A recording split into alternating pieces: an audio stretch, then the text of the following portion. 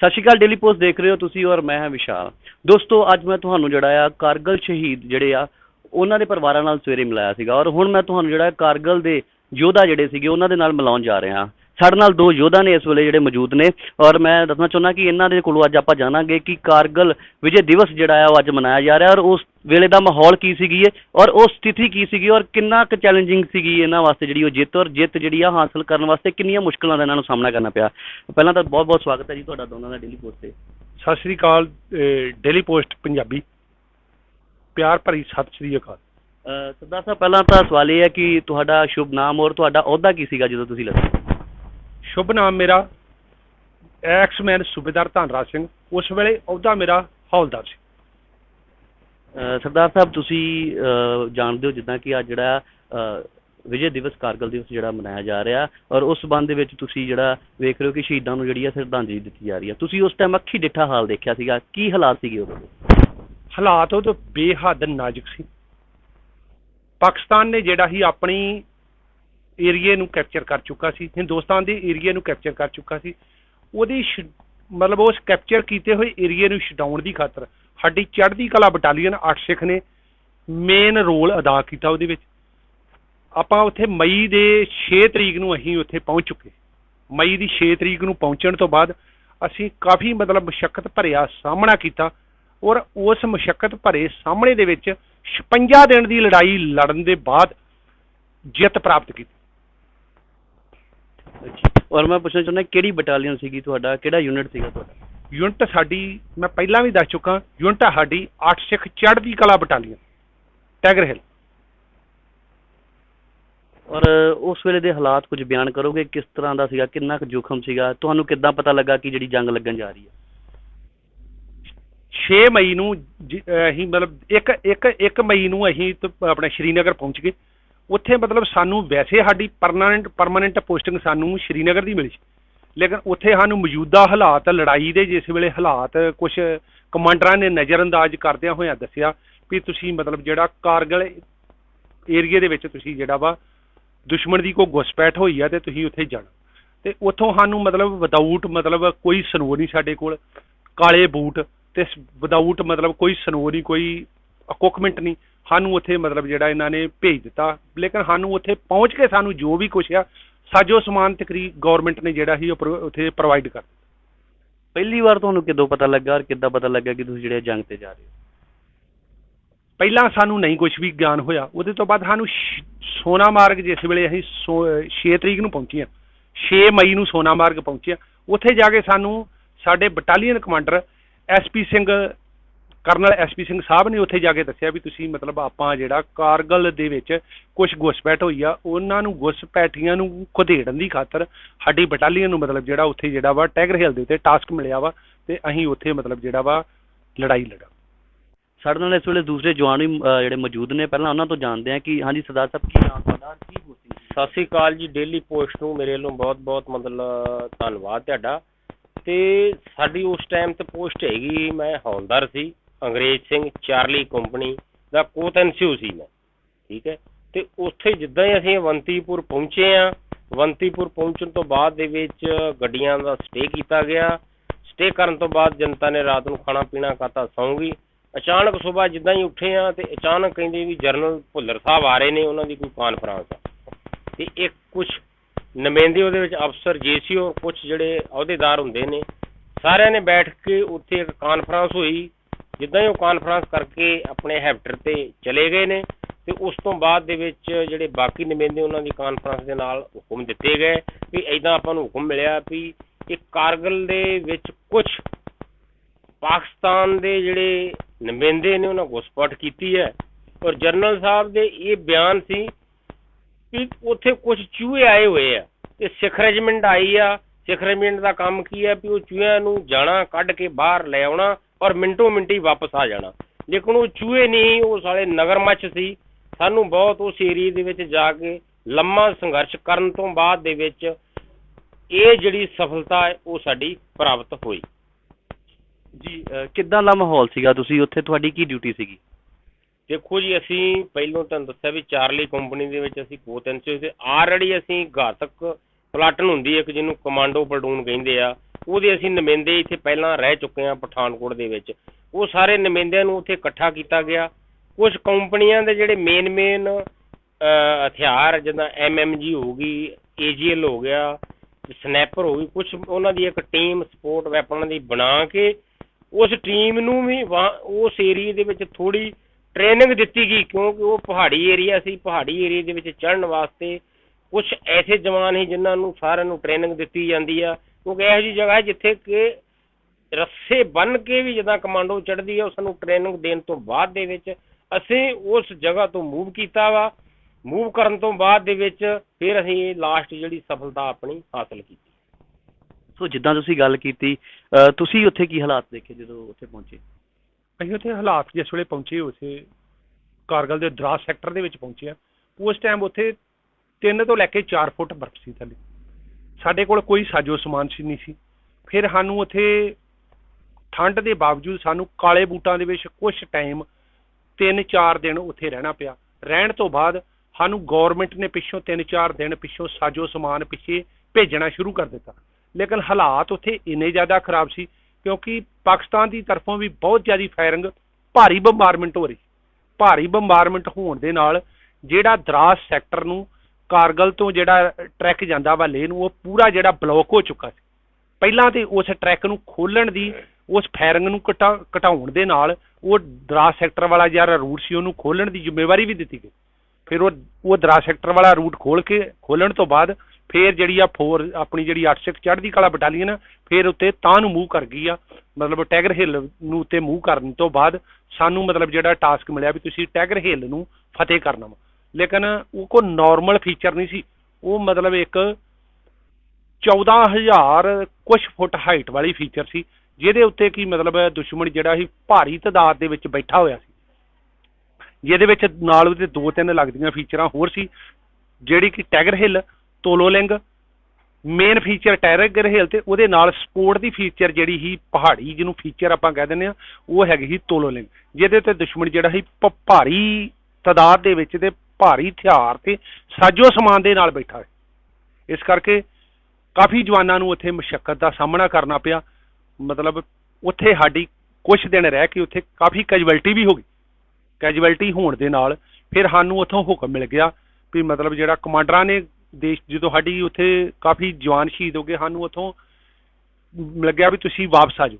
ਵਾਪਸ ਫਿਰ ਸਾਡੇ ਜਿਹੜੇ ਆਮ ਸਰਦਾਰ ਸੀ, ਸਰਦਾਰ ਸਾਹਿਬਾਨਾਂ ਨੇ ਕਾਨਫਰੰਸ ਕੀਤੀ ਤੇ ਸਾਡੇ ਉਸ ਟਾਈਮ ਦੇ ਬ੍ਰਿਗੇਡੀਅਰ ਮਹਿੰਦਰ ਸਿੰਘ ਸਾਹਿਬ ਸੀ, ਉਸ ਬ੍ਰਿਗੇਡ ਕਮਾਂਡਰ ਉਸ ਏਰੀਏ ਦੇ, ਮਤਲਬ ਉਸ ਬ੍ਰਿਗੇਡ ਦੇ ਬ੍ਰਿਗੇਡ ਕਮਾਂਡਰ ਸੀ। ਉਹ ਸਰਦਾਰ ਹੋਣ ਦੇ ਨਾਤੇ ਸਾਡੇ ਬਟਾਲੀਅਨ ਦੇ ਜਿਹੜੇ ਸਰਦਾਰ ਸਾਹਿਬਾਨ, ਉਹਨਾਂ ਕਿਹਾ ਵੀ ਅਸੀਂ ਪਿੱਛੇ ਵਾਪਸ ਨਹੀਂ ਜਾਣਾ, ਇੱਥੇ ਹੀ ਮਤਲਬ ਜੀਵਾਂਗੇ ਤੇ ਇਹਨੂੰ ਫਤਿਹ ਕਰਕੇ ਫੇਰ ਹੀ ਵਾਪਸ ਆਵਾਂਗੇ।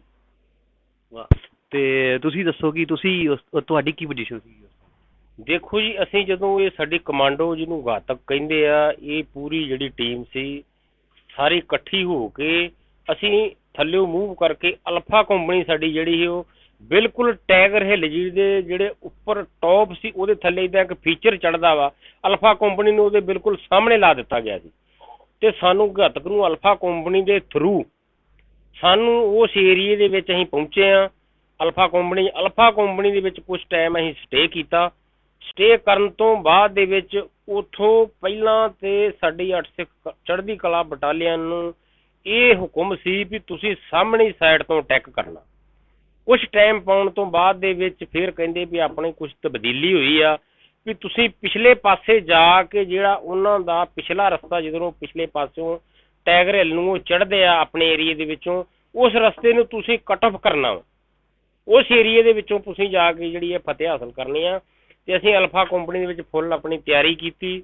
ਉੱਥੇ ਸਾਡੀ ਬਰੀਫਿੰਗ ਹੋਈ ਸਾਰੀ, ਜਿੰਨੇ ਵੀ ਸਾਡੇ ਸਪੋਰਟ ਵੈਪਨ, ਹਰ ਜੋ ਵੀ ਫੌਜ ਦੇ ਮਤਲਬ ਸਾਜੋ ਸਮਾਨ ਹੁੰਦਾ ਉਹਨਾਂ ਦੀ ਤਿਆਰੀ, ਹਰ ਬੰਦੇ ਵੰਡਣ ਜਾਣ ਤੋਂ ਬਾਅਦ ਸਾਨੂੰ ਉੱਥੋਂ ਇੱਕ ਉਸ ਟਾਈਮ ਦੇ ਉੱਤੇ ਹੌਲਦਾਰ ਇੱਕ ਚਿਮਨ ਸਿੰਘ ਸੀ, ਕਮ ਸੇ ਕਮ ਉਹਦਾ 7 ਫੁੱਟ ਉਸ ਜਵਾਨ ਦਾ ਮਤਲਬ ਹੌਲਦਾਰ ਦਾ ਕੱਦ ਆ, ਉਹ ਸਾਨੂੰ ਅਲਫਾ ਕੰਪਨੀ ਨੇ ਗਾਈਡ ਤੌਰ ਤੇ ਦਿੱਤਾ ਹੋਇਆ ਸੀ। ਕਿਉਂਕਿ ਅਲਫਾ ਕੰਪਨੀ ਕਾਫੀ ਦਿਨ ਤੋਂ ਉੱਥੇ ਸਟੇ ਕਰ ਰਹੀ, ਹਰ ਰੋਜ਼ ਜਿਹੜੀ ਸੀ ਉਹ ਨਿਗਰਾਨੀ ਰੱਖ ਰਹੀ ਸੀ ਦੁਸ਼ਮਣ ਦੀ, ਵੀ ਦੁਸ਼ਮਣ ਕਿਹੜੇ ਪਾਸਿਓਂ ਫਾਇਰ ਕਰ ਰਿਹਾ, ਕਿਹੜੇ ਪਾਸੇ ਉਹਦਾ ਬੈਂਕਰ ਆ। ਤੇ ਫਿਰ ਹੌਲਦਾਰ ਚਿਮਨ ਸਿੰਘ ਔਰ ਅਸੀਂ ਆਸਤੇ ਸਾਰੀ ਰਾਤ ਤਕਰੀਬਨ ਚੱਲਦੇ ਰਹੇ। ਤਕਰੀਬਨ ਤੜਕੇ 3:30-4 ਵਜੇ ਦਾ ਟਾਈਮ ਸੀ।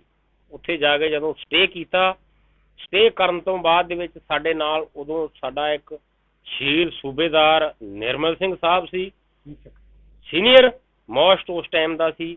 ਉਹਨਾਂ ਨੇ ਸੀਓ ਸਾਹਿਬ ਦੇ ਨਾਲ ਆਪਣੀ ਸੈੱਟ ਦੇ ਉੱਤੇ ਗੱਲ ਕਰਕੇ ਉਹਨਾਂ ਨੂੰ ਪੁੱਛਿਆ ਵੀ ਮੇਰੀ ਜਿਹੜੀ ਇਹ ਟੀਮ ਤੇ ਦਿਨ ਦਾ ਚੜਾਅ ਹੋ ਰਿਹਾ ਤੇ ਸਾਡੇ ਵਾਸਤੇ ਕੀ ਹੁਕਮ, ਤੇ ਸੀਓ ਸਾਹਿਬ ਨੇ ਦੱਸਿਆ ਵੀ ਸਾਹਿਬ ਤੁਹਾਡੇ ਵਾਸਤੇ ਇਹ ਹੁਕਮ ਆ ਵੀ ਨਾਰਾ ਲਗਾ ਕੇ ਪਲਟਣ ਦਾ, ਚੜ੍ਹਦੀ ਕਲਾ ਦਾ, ਠੀਕ ਹੈ, ਤੇ ਜਵਾਨਾਂ ਨੂੰ ਹੌਸਲਾ ਬੁਲੰਦ ਕਰਦੇ ਹੋਏ ਇਹ ਜਿਹੜਾ ਪਿਛਲਾ ਉਹਨਾਂ ਦਾ ਫੀਚਰ ਆ ਇਹਦੇ ਤੇ ਜਿੰਨੇ ਵੀ ਉਹਨਾਂ ਦੇ ਜਵਾਨ ਆ ਉਹਨਾਂ ਦੇ ਨਾਲ ਤੁਸੀਂ ਆਪਣਾ ਮਸਦਦ ਕਰੋ, ਠੀਕ ਹੈ। ਉਸ ਤੋਂ ਬਾਅਦ ਨਿਰਮਲ ਸਿੰਘ ਸਾਹਿਬ ਨੇ ਸਾਰੇ ਜਵਾਨਾਂ ਨੂੰ ਹੁਕਮ ਦਿੱਤਾ ਤੇ ਆਪਣੀ ਆਪਣੀ ਦਿਸ਼ਾ ਦੇ ਵਿੱਚ ਜਵਾਨ ਜਿਹੜੀ ਵੀ ਸੈਕਸ਼ਨ ਦੇ ਵਿੱਚ ਵੰਡੇ ਸੀ, ਅਸੀਂ ਬਲੇ ਸੋਲ ਨਿਹਾਲ ਦਾ ਨਾਰਾ ਲਾਇਆ। ਜਦੋਂ ਉਹਨਾਂ ਨੂੰ ਜਦੋਂ ਅਚਾਨਕ ਪਤਾ ਲੱਗਾ ਪਾਕਿਸਤਾਨ ਦੇ ਜਿਹੜੇ ਨੁਮਾਇੰਦੇ ਸੀ ਟਾਈਗਰ ਹਿੱਲ ਦੇ ਉੱਪਰ ਵੀ ਇਹ ਇਸ ਪਾਸਿਓਂ ਮਤਲਬ ਇਹ ਇੱਕ ਸਿੱਖ ਰੈਜੀਮੈਂਟ ਦੀ ਆਵਾਜ਼ ਬੜੀ ਗੂੰਜੀ ਆ, ਉਸ ਜਿਹੜੇ ਜਵਾਨ ਸੀ ਉਹਨਾਂ ਦੇ ਜਾਂ ਉਹਨਾਂ ਦੇ ਕੁਝ ਜਿਹੜੇ ਅੰਡਰਗਰਾਉਂਡ ਉਗਰਵਾਦੀ ਉਸ ਟਾਈਮ ਦੇ ਉੱਤੇ ਸੀ, ਜਦੋਂ ਉਹਨਾਂ ਨੇ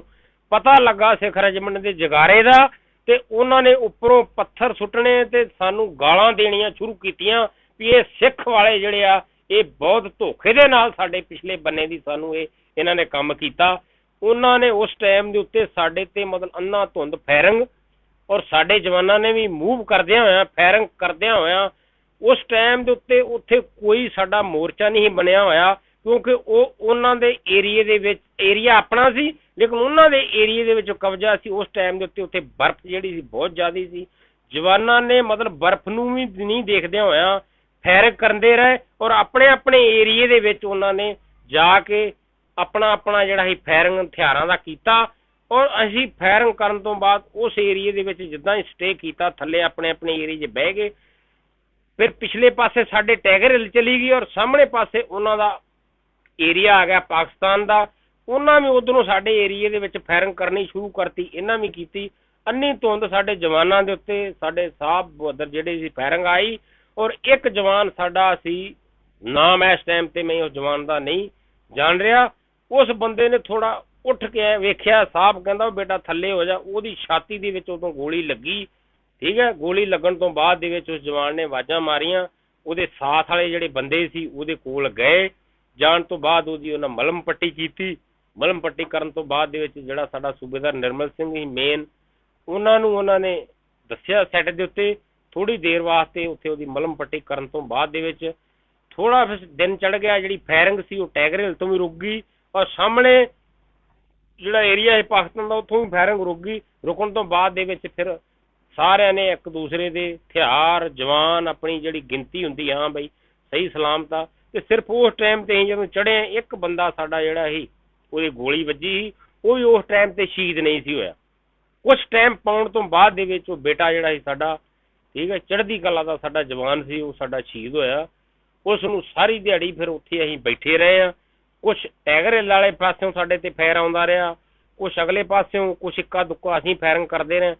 ਪੂਰਾ ਦਿਨ ਅਸੀਂ ਉੱਥੇ ਬਹਿ ਕੇ ਕੱਟਿਆ ਬਰਫ਼ ਦੇ ਵਿੱਚ, ਮਤਲਬ ਬਰਫ਼ ਨੂੰ ਅਸੀਂ ਆਪਣੇ ਨਕੀਲੇ ਚੀਜ਼ਾਂ ਦੇ ਨਾਲ ਜਿਹੜਾ ਵਾ ਕੱਢ ਕੇ ਆਪਣੇ ਉੱਥੇ ਅਸੀਂ ਮੋਰਚੇ ਬਣਾਏ। ਉਸ ਤੋਂ ਬਾਅਦ ਜਿੱਦਾਂ ਉੱਥੇ ਦਿਨ ਢਲਦਾ ਗਿਆ, ਸ਼ਾਮਾਂ ਪੈ ਗਈਆਂ, ਜਿੱਦਾਂ ਹੀ ਥੋੜਾ ਘੁਸਮੁਸਾ ਹੋਇਆ, ਘੁਸਮੁਸਾ ਹੋਣ ਤੋਂ ਬਾਅਦ ਜਦੋਂ ਇੱਕ ਦੂਜੇ ਨੂੰ ਆਵਾਜ਼ਾਂ ਵਗੈਰਾ ਮਾਰੀਆਂ, ਹਾਂ ਵੀ ਹੁਣ ਤੁਸੀਂ ਆਪਣੀ ਜਿਹੜੀ ਆ ਮੋਰਚੇ ਬਣਾਉਣ ਦੀ ਤਿਆਰੀ ਕਰੋ। ਔਰ ਮੋਰਚੇ ਅਸੀਂ ਕਾਹਦੇ ਨਾਲ ਬਣਾਉਣੇ, ਉੱਥੇ ਬਰਫ਼ ਆ, ਬਰਫ਼ ਨੂੰ ਉਹ ਵੀ ਵੇਖੇ ਵੀ ਇੱਥੇ 2-4 ਪੱਥਰ ਨੇ, 2-4 ਇੱਥੇ ਪੱਥਰ ਆ। ਜਵਾਨਾਂ ਨੇ ਆਪਣੀ ਸੈਕਸ਼ਨਾਂ ਦੇ ਵਿੱਚ ਉਹ ਪੱਥਰ ਇਕੱਠੇ ਕੀਤੇ ਔਰ ਛੋਟੇ ਆਪਣੇ ਸੰਘਣ ਔਰ ਮੋਰਚੇ ਬਣਾ ਕੇ, ਔਰ ਰਾਤ ਨੂੰ ਜੋ ਰਾਸ਼ਨ ਪਾਣੀ ਸਾਨੂੰ ਥੋੜਾ ਬਹੁਤ ਅਸੀਂ ਲੈ ਕੇ ਗਏ ਸੀ ਉਹ ਖਾਧਾ ਪੀਤਾ ਔਰ ਆਪਣੀਆਂ ਇੱਕ ਦੂਜੇ ਦੇ ਨਾਲ ਡਿਊਟੀਆਂ ਸਾਰੀ ਰਾਤ ਦਿੰਦੇ ਰਹੇ। ਤੜਕੇ ਜਿੱਦਾਂ ਹੀ ਤੜਕਸਾਰ ਹੁੰਦੀ ਆ, ਉਸ ਤੋਂ ਬਾਅਦ ਦੇ ਵਿੱਚ ਫਿਰ ਇੱਕ ਸਾਡੀ ਪਿੱਛੋਂ ਰੀਅਰਫੋਰਸਮੈਂਟ ਹੁੰਦੀ ਹੈ, ਉਹਦੇ ਨਾਲ ਸਾਡਾ ਸੂਬੇਦਾਰ ਬਲਜੀਤ ਸਿੰਘ, ਇਸ ਟਾਈਮ ਤੇ ਉਹ ਆਨਰੀ ਕੈਪਟਨ ਨੇ, ਜਿਹੜੇ ਕਿ ਜੰਮੂ ਦੇ ਰਹਿਣ ਵਾਲੇ ਨੇ, ਉਹ ਆਪਣੀ ਪਾਰਟੀ ਨੂੰ ਲੈ ਕੇ ਆਏ। ਉਸ ਸਭ ਤੋਂ ਪਹਿਲਾਂ ਉਹਨੂੰ ਸਾਡਾ ਮਨੀਸ਼ਨ ਦਿੱਤਾ, ਸਾਨੂੰ ਜਿਹੜੀ ਸਾਡੀ ਉਹਨਾਂ ਪੂਰਤੀ ਕੀਤੀ, ਸਾਡਾ ਮਨੀਸ਼ਨ ਉੱਥੇ ਖਰਚ ਹੋ ਚੁੱਕਾ ਸੀ। ਉਸ ਤੋਂ ਬਾਅਦ ਕੁਛ ਸਾਡੇ ਵਾਸਤੇ ਜਿਹੜਾ ਕੋਈ ਰਾਸ਼ਨ ਲੈ ਕੇ ਆਇਆ ਸੀ, ਉਹਨਾਂ ਸਾਨੂੰ ਪ੍ਰੋਵਾਈਡ ਕੀਤਾ। ਉਸ ਤੋਂ ਬਾਅਦ ਦੇ ਵਿੱਚ ਉਹ ਬੇਟਾ ਜਿਹੜਾ ਸਾਡਾ ਉੱਥੇ ਜਿਹੜਾ ਗੋਲੀ ਲੱਗੀ ਸੀ, ਉਹ ਸਾਡੇ ਸੂਬੇਦਾਰ ਨਿਰਮਲ ਸਿੰਘ ਸਾਹਿਬ ਨੇ, ਸੂਬੇਦਾਰ ਬਲਜੀਤ ਸਿੰਘ ਸਾਹਿਬ ਦੇ ਹੈਂਡਓਵਰ ਕੀਤਾ। ਹੈਂਡਓਵਰ ਕਰਨ ਤੋਂ ਬਾਅਦ ਦੇ ਵਿੱਚ ਸੂਬੇਦਾਰ ਬਲਜੀਤ ਸਿੰਘ ਉਸ ਪਾਰਟੀ ਨੂੰ ਲੈ ਕੇ ਆਪਣੇ ਅਲਫਾ ਕੰਪਨੀ ਸਾਡੇ ਪਿਛਲੇ ਏਰੀਏ ਨੂੰ ਰਵਾਨਾ ਹੋ ਗਏ, ਔਰ ਬਾਕੀ ਸਾਡੀ ਪਾਰਟੀ ਜਿਹੜੀ ਸੀ ਉਹ ਆਪਣੀ ਉੱਥੇ ਡਿਊਟੀਆਂ ਦਿੰਦੀ ਰਹੀ। ਔਰ ਉਸ ਤੋਂ ਤੁਰੰਤ ਬਾਅਦ ਫਿਰ ਜਿਹੜਾ ਵਾ ਤੜਕੇ ਉਸ ਪਾਕਿਸਤਾਨ ਦੇ ਜਿਹੜੇ ਨੁਮਾਇੰਦੇ ਸੀ ਉਹਨਾਂ ਸਾਡੇ ਉੱਤੇ ਫਿਰ ਕਾਊਂਟਰ ਅਟੈਕ ਕੀਤਾ। ਉਸ ਕਾਊਂਟਰ ਅਟੈਕ ਦੇ ਵਿੱਚ ਜਿਹੜਾ ਵਾ ਫਿਰ ਇੱਕ ਜਿੱਦਾਂ ਸਮਾਨ ਯੁੱਧ ਚੱਲਦਾ ਉਹ ਚੱਲਿਆ, ਕਿਉਂਕਿ ਬਿਲਕੁਲ ਅਸੀਂ ਵੀ ਏਦਾਂ ਸਾਹਮਣੇ ਬੈਠੇ ਸੀ, ਅਗਲੇ ਪਾਸੇ ਉਹ ਬੈਠੇ ਸਾਡੀਆਂ ਰਾਤ ਨੂੰ ਆਵਾਜ਼ਾਂ ਵੀ ਸੁਣਦੇ ਰਹੇ, ਸਾਡੀਆਂ ਗੱਲਾਂ ਵੀ ਸੁਣਦੇ ਰਹੇ, ਅਸੀਂ ਵੀ ਉਹਨਾਂ ਦੀਆਂ ਗੱਲਾਂ ਸੁਣਦੇ ਰਹੇ ਵੀ ਕਿੰਨੇ ਕੁ ਇਹਨਾਂ ਦੇ ਬੰਦੇ ਆ, ਕਿੰਨੀ ਕੁ ਇਹਨਾਂ ਦੀ ਫੋਰਸ ਆ। ਤੇ ਉਹਨਾਂ ਦੀ ਫੋਰਸ ਵੀ ਕਾਫੀ ਔਰ ਸਾਡੀ ਵੀ ਫੋਰਸ ਜਿਹੜੀ ਇੱਧਰੋਂ ਕੁਛ ਰੀਅਰ ਫੋਰਸਮੈਂਟ ਆਈ ਸੀ, ਫਿਰ ਮਿਲ ਕੇ ਉੱਥੇ ਸਾਡਾ ਜਿਹੜਾ ਕਾਊਂਟਰ ਅਟੈਕ ਆ ਉਸ ਏਰੀਏ ਦੇ ਵਿੱਚ ਚੱਲਿਆ ਵਾ, ਜਿਹਦੇ ਵਿੱਚ ਕਾਫੀ ਜਿਹੜੇ ਸਾਡੇ ਜਵਾਨ ਹੌਲਦਾਰ, ਉਹਦੇ ਵਿੱਚ 2 ਸਾਡੇ ਜੀਸੀਓ ਸੀ, ਠੀਕ ਹੈ, ਨਾਇਬ ਸੂਬੇਦਾਰ ਨਿਰਮਲ ਸਿੰਘ ਸਾਹਿਬ ਔਰ ਨਾਇਬ ਸੂਬੇਦਾਰ ਕਰਨੈਲ ਸਿੰਘ ਸਾਹਿਬ, ਹੌਲਦਾਰ ਜੈਬ ਸਿੰਘ, ਠੀਕ ਹੈ, ਕਾਫੀ ਮਤਲਬ ਨੁਮਾਇੰਦੇ ਜਿਹੜੇ ਆ ਸਾਡੇ ਉਹ ਏਰੀਏ ਦੇ ਵਿੱਚ ਸ਼ਹੀਦ ਹੋਏ, ਜਿਹਦੇ ਵਿੱਚ ਸਾਡਾ ਇੱਕ ਸੂਬੇਦਾਰ ਸਰਦਾਰਾ ਸਿੰਘ ਸਾਹਿਬ ਸੀ, ਜਿਹੜਾ ਕਿ ਇੱਕ ਸਾਡੀ ਮੋਟਰ ਪਲਟੂਨ ਹੁੰਦੀ ਜਿਹਦੇ ਵਿੱਚ ਕੁਝ ਟਾਈਮ ਪਹਿਲੋਂ ਰਹਿ ਚੁੱਕੇ ਸੀ। ਉਹਨਾਂ ਨੇ ਉਸ ਟਾਈਮ ਦੇ ਉੱਤੇ ਮੋਟਰ ਪਲਟੂਨ ਦਾ ਵੀ ਉੱਥੇ ਜਿਹੜੀ ਸਾਡੀ 81 ਮੋਟਰ ਹੁੰਦੀ ਆ ਉਹਦਾ ਫਾਇਰ ਜਿਹੜਾ ਵਾ ਸੈੱਟ ਦੇ ਉੱਤੇ ਆਪਣੇ ਕੋਲਡ ਵਰਡ ਦੇ ਨਾਲ ਜਿਹੜਾ ਉੱਥੇ ਮੰਗਾਇਆ, ਤੇ ਉਹਦੇ ਉਸ ਤੋਂ ਬਾਅਦ ਚ ਫਿਰ ਇਹ ਜਿਹੜੀ ਸਾਰੀ ਫਤਿਹ ਹੋਈ। ਇੱਕ ਮੇਨ ਜਿਹੜਾ ਉੱਥੇ ਖਾਸ ਯੁੱਧ ਹੋਇਆ, ਸਾਡਾ ਹੌਲਦਾਰ ਸੁਖਵੰਤ ਸਿੰਘ ਸੀ, ਸਾਡੀ ਘਾਤਕ ਪਲਟੂਨ ਦਾ ਕਮਾਂਡੋ ਦਾ, ਉਹ ਸਾਡਾ ਬਹੁਤ ਮਤਲਬ ਇੱਕ ਅੱਛਾ ਖਿਡਾਰੀ ਵੀ ਸੀ ਵਾਲੀਬਾਲ ਔਰ ਬਾਸਕਟਬਾਲ ਦਾ। ਉਹਦੇ ਨਾਲ ਉਹਨਾਂ ਦੇ ਕੁਝ ਨੁਮਾਇੰਦੇ ਸੀ, ਏਦਾਂ ਇੱਕ ਵਿੱਚ ਬਹੁਤ ਵੱਡਾ ਪੱਥਰ ਸੀ, ਉਸ ਸਾਈਡ ਦੇ ਉੱਤੇ ਉਹਨਾਂ ਦਾ ਬੰਦਾ ਸੀ ਉਗਰਵਾਦ ਦਾ। ਇਸ ਟਾਈਮ ਤੇ ਸਾਡਾ ਹੌਲਦਾਰ ਸੁਖਵੰਤ ਸਿੰਘ ਸੀ, ਆਮੋ ਸਾਹਮਣੇ ਵਿੱਚ ਇੱਕ ਪੱਥਰ ਸੀ, ਪਿੱਛੋਂ ਸਾਡੇ ਜਿਹੜੇ ਜਵਾਨ ਜਾਂ ਸਾਡੇ ਸਾਹਿਬ ਸੀ ਉਹ ਦੇਖ ਰਹੇ ਸੀ, ਉਹਨੂੰ ਆਵਾਜ਼ਾਂ ਮਾਰ ਰਹੇ ਵੀ ਬੇਟਾ ਤੂੰ ਲੈਫਟ ਸਾਈਡ ਦੀ ਰਾਈਟ ਸਾਈਡ ਦੀ ਹੋ ਕੇ ਫਾਇਰ ਕਰ। ਉੱਥੇ ਉਹਨਾਂ ਦਾ ਕਾਫੀ ਟਾਈਮ ਆਪਸ ਵਿੱਚ ਦੀ ਮਤਲਬ ਇਹੋ ਜਿਹਾ ਇੱਕ ਯੁੱਧ ਚੱਲਿਆ।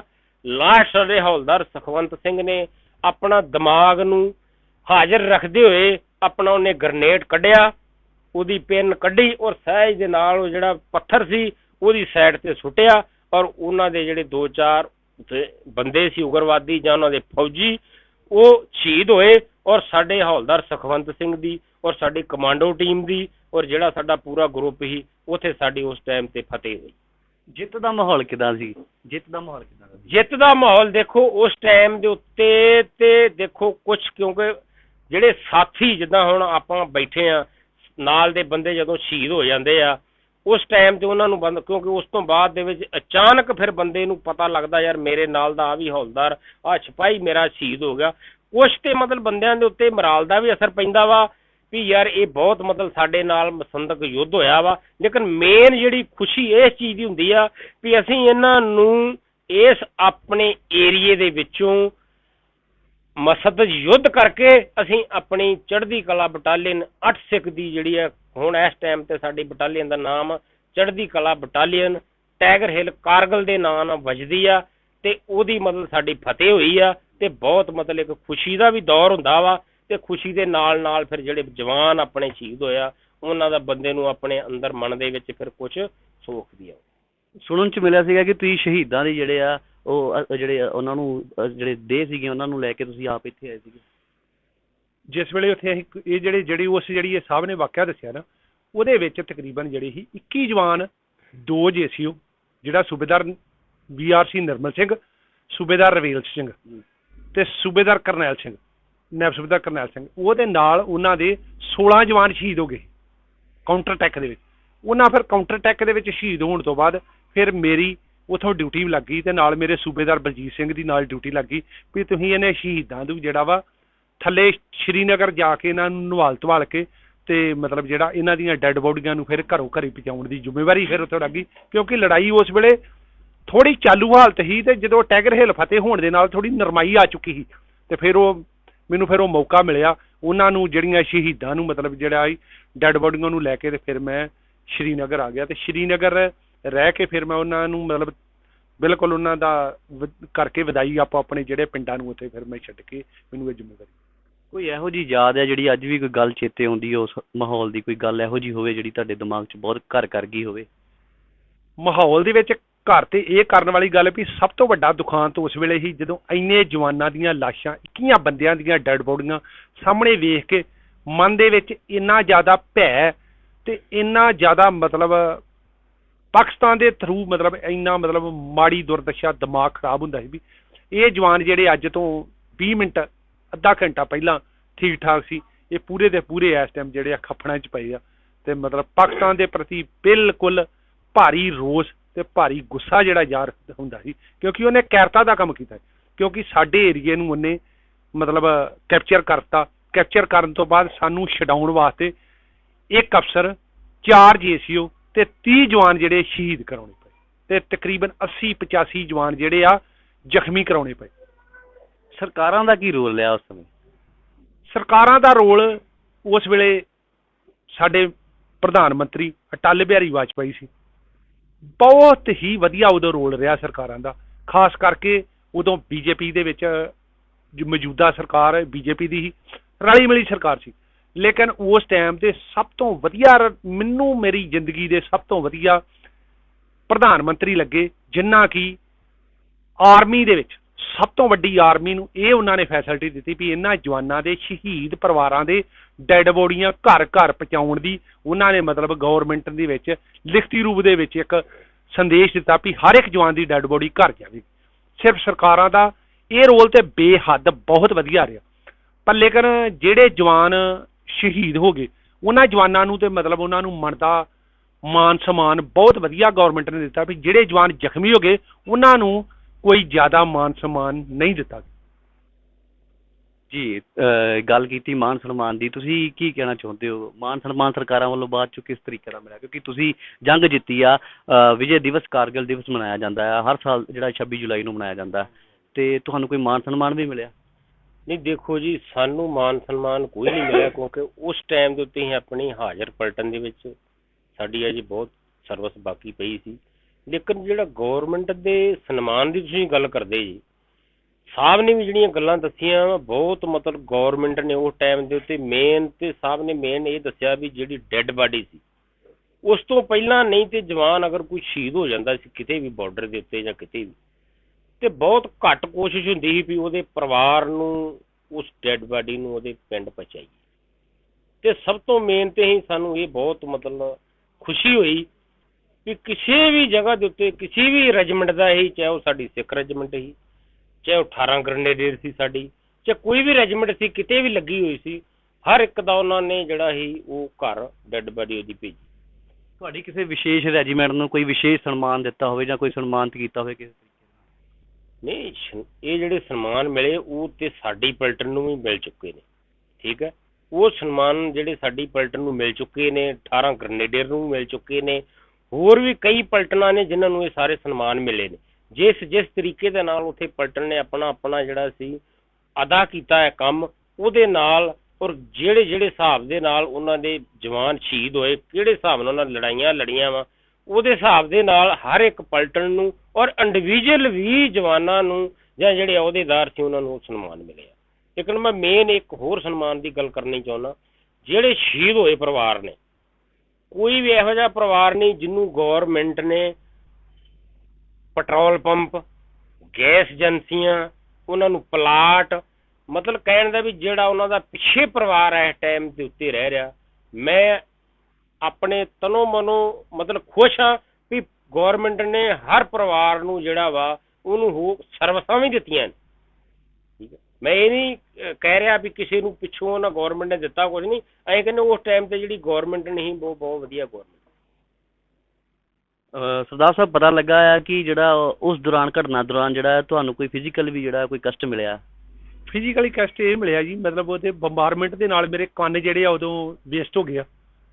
ਮੇਰੇ 2 ਕੰਨਾਂ ਤੋਂ ਸੁਣਾਈ ਬਹੁਤ ਘੱਟ ਦਿੰਦਾ, ਤੇ ਮੈਨੂੰ ਗੌਰਮੈਂਟ ਨੇ ਵੈਸੇ ਫੈਸਿਲਿਟੀ ਵੀ ਦਿੱਤੀ, ਇਹੋ ਜਿਹੀ ਗੱਲ ਨਹੀਂ।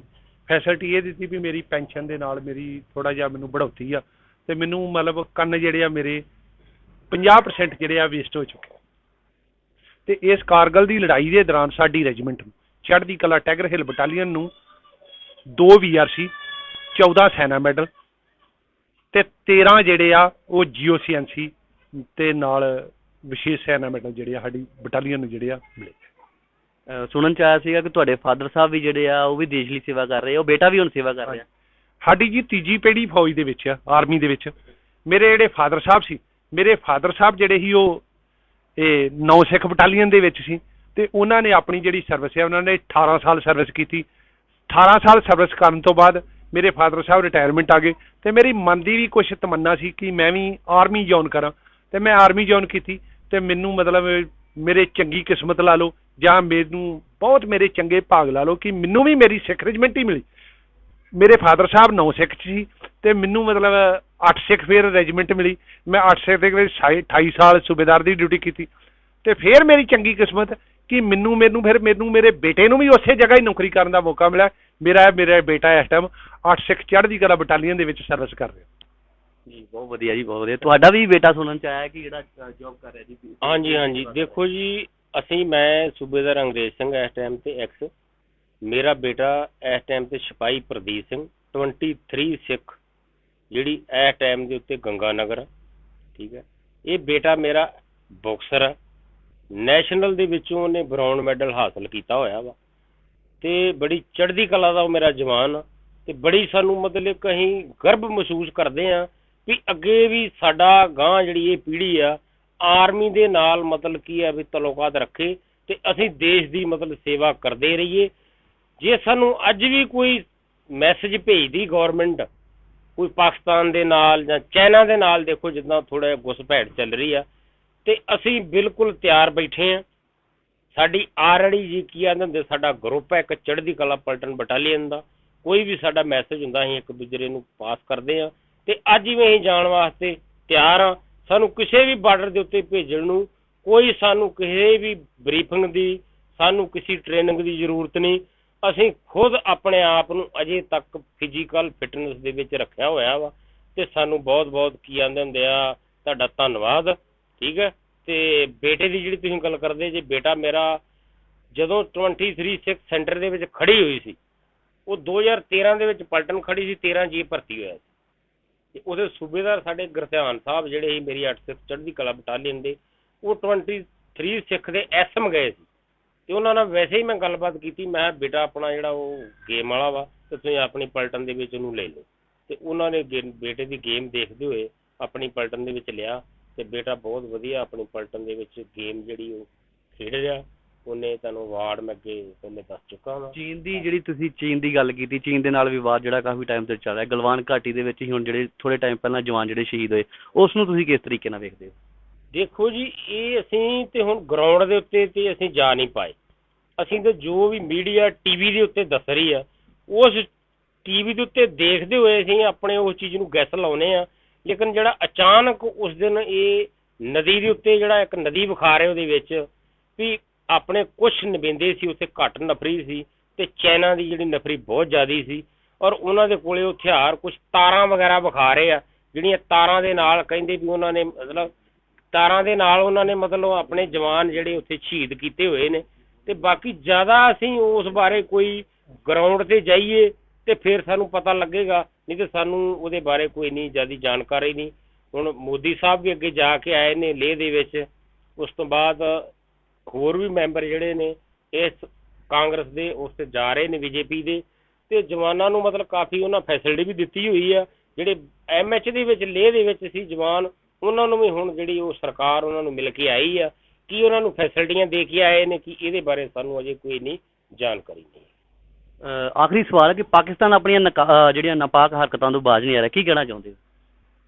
ਵੇਖੋ ਜੀ, ਆਪਣਾ ਇਹਦੇ ਸਰਕਾਰ ਦੇ ਕੁਛ ਪਾਕਿਸਤਾਨ ਇਸ ਕਰਕੇ ਨਹੀਂ ਆ ਰਿਹਾ ਕਿ ਆਪਣਾ ਉਹਦੇ ਨਾਲ ਸ਼੍ਰੀਨਗਰ ਦੇ ਵਿੱਚ ਘਰੇਲੂ ਮੁੱਦਾ ਚੱਲ ਰਿਹਾ ਆਜ਼ਾਦ ਕਸ਼ਮੀਰ ਦਾ, ਇਸ ਕਰਕੇ ਆਪਣਾ ਏਰੀਆ ਅਸੀਂ ਉਹਨੂੰ ਦੇ ਨਹੀਂ ਸਕਦੇ, ਕਿਉਂਕਿ ਸਾਡਾ ਉਹ ਅਧਿਕਾਰ ਆ।